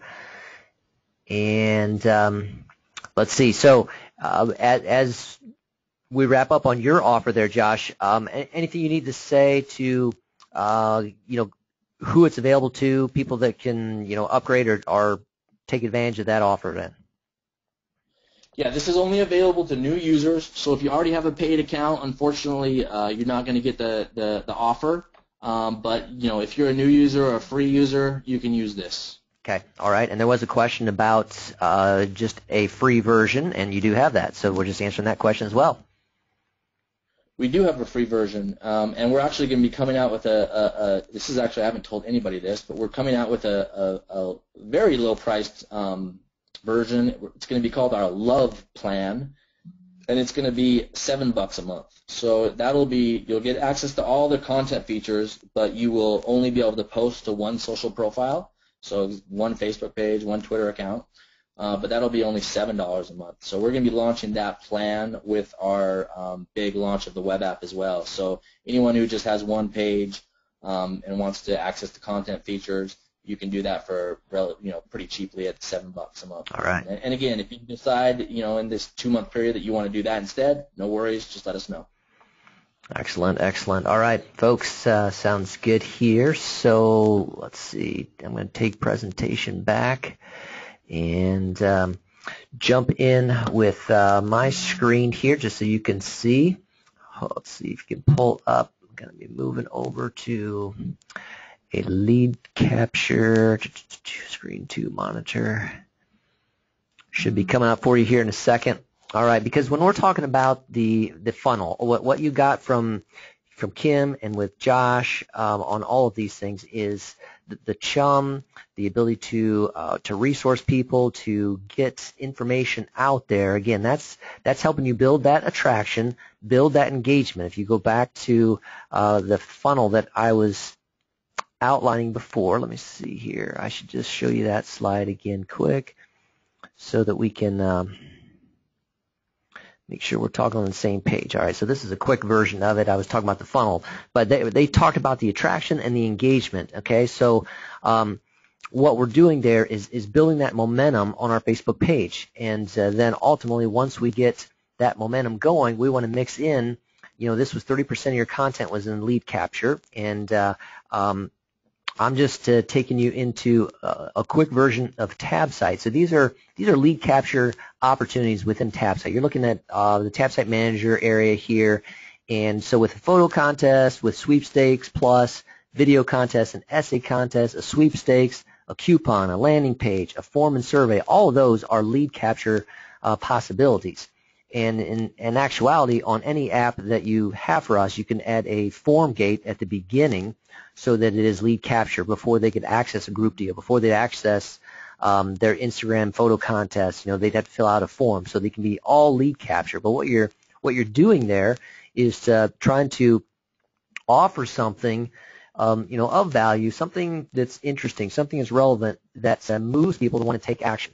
Now, here was an example of a pet store that they offer even kind of like pet spa services, and they ran Facebook photo contests often and very well. Okay, so they offered a prize for the winner, and they did this by dog breed, so it gave them something to do every month. So in this month, they were doing the West Highland Terrier was the focused breed of dog. So anyone with a West Highland Terrier could post and enter their dog into the contest, get people to vote on that, and they had successive, massive growth. 10,000 likes in two months, and they averaged over 250 entries. Okay, so what value of that? What value was that to this pet store? Well, number one, their fan base is growing. More people, they're able to reach more people, so that was their attraction piece. But again, think about this. They had 250 entries for West Highland Terrier that were entered. So now they have a email marketing list through this contest that is specific. So if they want to offer something in an email coupon later on to people with West Highland Terriers, they've got a captive audience that way. If they want to do it to West Highland Terriers, poodles, and Shih Tzus, they've done those over different months, so now they can target just those, so they can be very relevant in their nurture marketing. So that's one example of a lead capture and how it worked together with their overall marketing. So it wasn't just a contest for the sake of a contest. It was a contest that helped them gain likes, helped them gain leads, and helped them gain some attraction and some future marketing. So a contest like this totally fits Facebook's guidelines for contests. This is on a app. You can do it even on your website, embed this type of thing with TabSite, set up a contest, people enter, and people vote. Meets all criteria that Facebook wants to outline. Now, one of the things that you do when you have a offer, whether it's a coupon, maybe it's a how-to video. Again, I list an industry report. If you're B2B, let's don't leave out our B2B people here. You're going to need to post this to your newsfeed, all right? So basically, you're going to create whatever that offer is, whether it's on your website, whether it's on an app, and then you're going to share about that in a post, and so that post is going to direct people. So have you downloaded our free planning guide for building projects? This was a builder. I mean, so they're trying to think through how can they help people think through the process of building before they're building. So if you can be the educator, if you can be the resource when it comes time for somebody to build, hopefully you build up some credibility so that you're the go-to source. Hey, these are the people that helped us think through that, all right?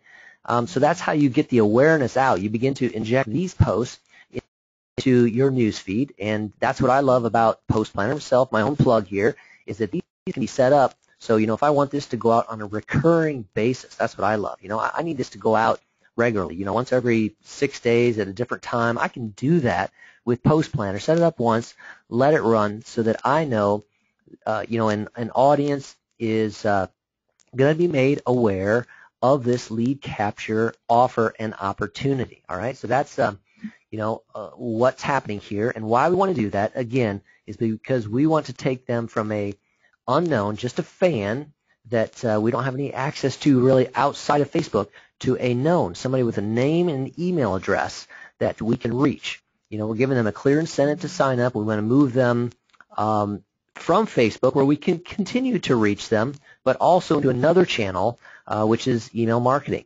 Okay, that's the point there. And again, just to dive in quickly to how simple that can be with TabSite, my goal was to quickly show you what we did with this webinar here. So with this webinar, we created a landing page. That's how you guys signed up. You clicked through in our blog post, or you went directly to the landing page and you signed up using a TabSite app form that was tied in to GoToWebinar. So again, I'm in the TabSite Manager now. On the Add App page, these were the screen I showed you earlier, the different types of apps. All right. So once I click and add an app, it goes into my apps area. Now, the one I used was a landing page app, so I'm just going to show you briefly, how I did that. If I go into edit this app that we used for this webinar, I load it up, and I go through the details. So it's basically a setup process. If I advance through, this was my form. Okay, so I wanted a form. I had name, first name, last name, email. Okay. My text area where I was going to put that, the image I was going to use, then I had options and how I wanted to set that up. So we used a stacked model there, and I went through the pieces. Then I can, set up some Facebook settings on if I'm adding it to my Facebook page, some promotional tool settings. I have a number of items, and the key one to mention is a landing page, because I had this on a specific landing page. So I can, with TabSite, you can have your own website just focused landing page, and you can set the URL, tabsite.com/whatever. So this one was website, sign up, today's Facebook. And then we did an integration with, multiple pieces here. So when people signed up, I was adding them to the GoToWebinar list and to our email lists in these, integration pieces here. And then, of course, we had the options, how we wanted to view that. This is the web view of the landing page as it goes up. So think about your lead capture opportunities for your business. What's relevant? What is a resource? Not necessarily your final product that you offer, but what is something of value? You saw that construction company. I said, they were offering a resource guide to help you think through the building process ahead of time. This is when you haven't made the decision, yes, we need a building. Okay? And, so here was our form, and there it was with the stacked model of how we put that together. So we deployed that then. Let's see. Just jump out of this one, and so it was published. We can go and view the analytics on that one, that type of thing. So that's how you can do it with TabSite to capture leads in multiple ways, whatever's relevant for you. So if you want to go and use our offer for TabSite, you basically can go to tabsite.com, and you're going to click on the sign up. Since I'm already logged in, I'm just jumping over there right away, and let's see here. So if I wanted to get this unlimited plan, which is what I'm running the offer on, I can go over to the buy now, and I can fill in the information here, and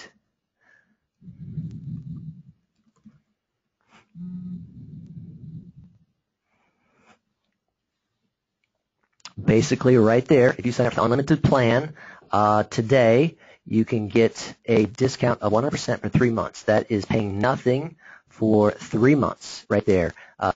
TabSite is, yes, a separate software from PostPlanner. We're at tabsite.com, and your code from me is Facebook Today. So all you do is enter your credit card information, put that code in there, apply the discount for Facebook Today, altogether, no spaces, and we'll give you 3 months for free of the unlimited plans, where you can run all these contests just like I was outlining there. So, with lead capture, that's just going to be a critical piece for you to think through. Is what are the offers? As Josh said, likes are great, but ultimately, what's the business need to survive? It needs sales, and so the way you do that is with the lead capture. And the lead capture gets them on an email list, and then then you need to nurture through that email list. And so oftentimes you can allow email to be more of your direct sale. Okay. So as we wind down, we just wanted to end with a little bit of discussion on Facebook ads. And Kim already mentioned this a little bit. For as little as $1 a day, you can drive specific actions. And I'm a promoter of Facebook ads as well, because there are multiple ways to amplify it. Josh was already telling you about how he's watching what images are doing well and performing, and then making adjustments to those images. That was one of the big takeaways. The same thing is with Facebook ads. You can watch in your insights something that is performing well, and then amplify that with an ad, and get more traction out of that with boosting it. Or you can do specific ones to send people to your website. The video one is hot right now, video call to actions, those types of things. So there's just a lot of traction with Facebook ads that can help you. And one of the pieces that I wanted to mention as well is the ability to drill down into your demographics. All right. So in this case, I was setting up an ad, and I decided to use some of the advanced demographics, and so now I'm down into job titles. All right. So I don't just want anybody out there. I don't want just a male that's 25 to 56 or something like that. But maybe I know that I need to reach the CFO of a company. So I can do that in the Facebook ad. So it's only going to appear to those people. All right. So that's a key thing when you're bringing all these pieces together. We're trying to give you some tools and a pathway in the overarching digital funnel that can help you bring it home and pull the pieces together. So I want to get back. I'm going to leave those out there again. These bonuses. The code for TabSite was Facebook Today, and Josh's was TabSite 2015. And we're going to get into the Q&A now. I got some questions going on here. We need to get back to give away Kim's one more book and one more Inner Circle membership. Is that right, Kim? I think that's right, okay. Yes. All right, so we need to get in there. Okay, let's see. Kim, I'm going to come back to you for a letter from A to Z. T for TabSite. T it is. All right, and give me a number of 1 to 5. 3. 3 it is. 3 is my son's hockey number and has been for years, so I always go with 3. 3. All right. And that is Teresa Dale. Teresa, I hope I pronounced that right with a TH. Teresa Dale is the winner of the Inner Circle. Teresa says she's here. And Teresa, we are noting you as the winner of Inner Circle. There you go. I got that note. All right. Josh, one more book for her, so how about a letter again?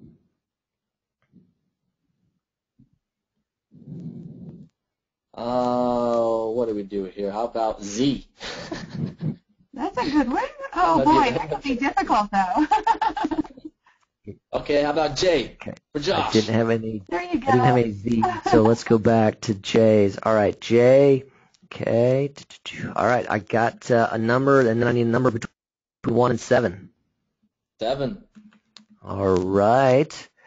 For the book, number 7, Justin Lofton. Justin Lofton, are you out there yet, Justin? It says you're attending here, so hang with us. And Justin is getting a book. All right, all right. Okay, so folks, let's dive back in your questions here. And all right, so I'm going to try to address these. Kim and Josh, I'll point a couple to a few of you. I think, Josh, this is probably one for you. There's always that questions come up here multiple times there about does Facebook discount third-party posts? Again, that's that whole so I'm using Post Planner, which is not native to Facebook. Is there any less reach because of that? I'm sorry, Josh. Go ahead. This is the rumor that will never die. Right? I was just going to say basically the same thing. Doesn't matter how many people say it's untrue, it's just never going to die. So I'm telling you, there's no reason that Facebook would ever want to do this. Facebook cooperates with third-party app makers. They want apps like us out there creating ways for more content to come into Facebook. There's just no incentive why Facebook would ever want to, give less reach to third-party apps like ours and other publishing applications. So yeah, there's no evidence or data or any word from Facebook that says that reach will be less for third-party apps. Like I said, our number one mantra for our app, for our company, is we eat the dog food. We use our app every single day exclusively. So all the posts that you see on our Post Planner fan page come from our app. We don't, recommend our app to other people and then not use it ourselves. We use it every day to publish everything we do. So, and we are not seeing anything like that, and none of our users report it as well. So, unfortunately, I'm going to have to answer this question for the rest of my life, but that's cool. I can do it. The answer is no. Third-party apps do not have less reach than organic native posts in Facebook. All right. And I'd just like to add on to that, because I think my example just tags on to yours, maybe magnifies it a little bit. But until Josh gets his new system in place, which I totally plan to switch to, but I use another platform right now to schedule a lot of my content, and as you can see, I have amazing reach and engagement. It hasn't hurt me a whit. So I agree with Josh wholeheartedly. The answer is a resounding no. It does not hurt. Okay. All right. Let's see here. Contests. Okay. There was a question about contests. Does Facebook have no problem with contests of this nature? I was under the impression that they frowned upon that. Okay. So, again, no, you can run content, absolutely, on Facebook. You can run them in the timeline. You have to meet Facebook's in the timeline. You have to give a disclaimer that it's not associated with Facebook. And there are certain things that you can't do, like you can't require someone to share it as a form of entry, but you can absolutely send them to, like that pet store did, to a page where they can enter their pets, and as part of the entry they enter their name and email address. Absolutely on that. And someone had another question about the old 20% rule for Facebook ads, and yes, Facebook does have a 20% text rule on ads, and you need to try to abide by. They're asking about our Facebook seminar not having that. Okay, I'm gonna tell you two things. Number one, I did run our webinar here with a reduced content ad on that. So I basically kind of create two versions. There was the main one that had the details on it, but then there's also a lesser one that had our faces and a little topic, and that was it. So I ran that one as an ad. But I tell you what, and it just doesn't work all the time, but I also boosted the post on our ad that pulled in the image you saw with all of us, that slide number 1. And let me see if I can pull that up. And I'm telling you what, that one went through somehow, even though it had much more than 20% text, and it ran for 3 days and had a reach of 4,000 people, something like that. So it was this one here. So okay, you're seeing that one. I actually got a post approved. Now it's not showing to you. There you go. Yet with all that text on it, boosting it, and that one's not supposed to fit. I occasionally try those, even though if I know it has more than 20% text, and just because sometimes they'll get started and then Facebook will tell me later, we shut that down because it had 20% text, but I might have got some reach out of it in the meantime. But this one ran for days. So yes, there's a 20% text rule. Yes, it is not 100% accurate all the time. And I just would like to tag on to that. Several people have been reporting this lately, that those posts that are boosted are kind of sliding under the radar. And I would like to just relate a similar experience. Yesterday, I boosted a post that is clearly in violation of the 20% rule, and it's still running. So maybe there's something to it. If we're paying Facebook, they're letting it slide. I don't know, but for some reason, the boosted posts that have excessive, I would call it excessive text. I mean, you can go to my Facebook fan page right now, and at the top I have it pinned to the top. I'm doing a test on around my book, and it's clearly has more than 20% text. And like I say, it's still running. Yep. So there's variables there, absolutely. People wanted that code again. So Josh, there was a couple questions about what your offer is exactly for again, so why don't you say that one more time? Sure. So you're getting our premium plan, the $99 a month plan for two months for free. The main thing about that is you just get full access to every single thing that Post Planner does. Plus, you can add up to, I think, 10 team members. So, I mean, it's like the very top of the line account that we offer. So you're getting that, and you can, use all of our content features. You can not only get viral photos, but you can also get our top content, trending content on any keyword. You can put in any Twitter account and see what content they're sharing and use that content. You can also access our status ideas database, which with the new app has a search feature. So you can type in, say that you want a quote from, for example, I don't know, Dale Carnegie. You can type in the word Carnegie, and we have tens of thousands of status ideas and quotes in there. And if you type in Carnegie, you're going to get 100 quotes from Dale Carnegie or Andrew Carnegie. So it's super powerful.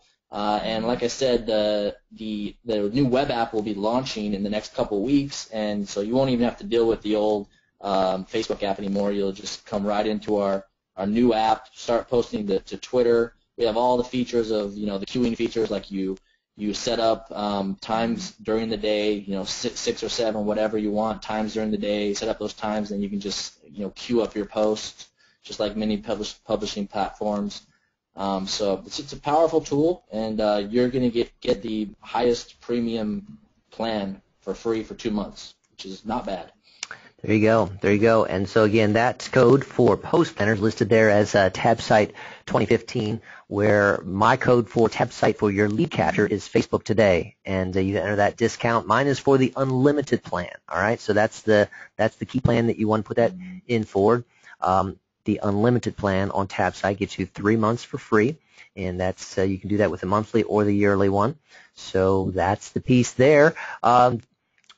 Maybe this is a Post Planner question, but maybe I should even have Kim answer this just so we get a different flavor on it. She says, how does Post Planner compare to Buffer and Hootsuite? What's the uniqueness? Well, there's so many of them out there. Honestly, they all have similar features in the sense that they allow you to pre-schedule content, and that's totally invaluable to me. I think that, for those of us, there's a lot of people who say never schedule content, don't automate, but the reality is there's not enough time on God's green earth if we don't, automate some of our content. Never automate the engagement, but I absolutely do schedule a lot of content. So from a standpoint of they all do that thing, they absolutely do that. The differences between Post Planner and the rest are that Post Planner helps you find content that's already proven to be engaging and popular. And I think that is a huge, huge distinguisher that none of the others do. The others basically are relying on you to find your own content and you share it and schedule it through their platforms. So Post Planner is very unique in that it gives you a database of content, a variety of content, by the way. It's not just photos. It's questions.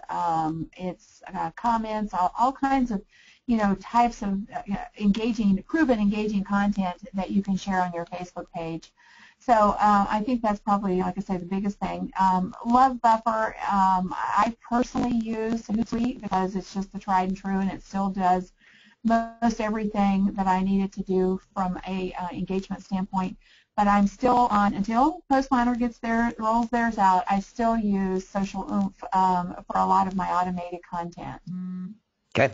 All right. And so for me, Mike plug-in here, for Post Planner, for me, the recurring posts are huge for me and what I do on Facebook, just to be able to set some things out, so I could queue up a number of posts by putting it out once for this webinar ahead of time. And so in the 3 weeks leading to it, I could have this going out multiple times, and I set that up once and let it run. So that was awesome for me, as well as just the access to the the viral and top performing images to help with my attraction and engagement. So those are big keys for me that set Post Planner apart that I use. Now, do I use it exclusively? No. I use some Buffer and things as well, and Hootsuite. So I'm a multitasker, but that's what my Post Planner is geared to for me. It's those those tasks where I need more engaging content and where I need recurring things. Yeah, I definitely appreciate the kind words, guys. I'm glad you're using the app, and these guys nailed it. I kind of see scheduling and publishing as a bit of a commodity these days. Like there's just hundreds of apps that do that, and they're great. Use them.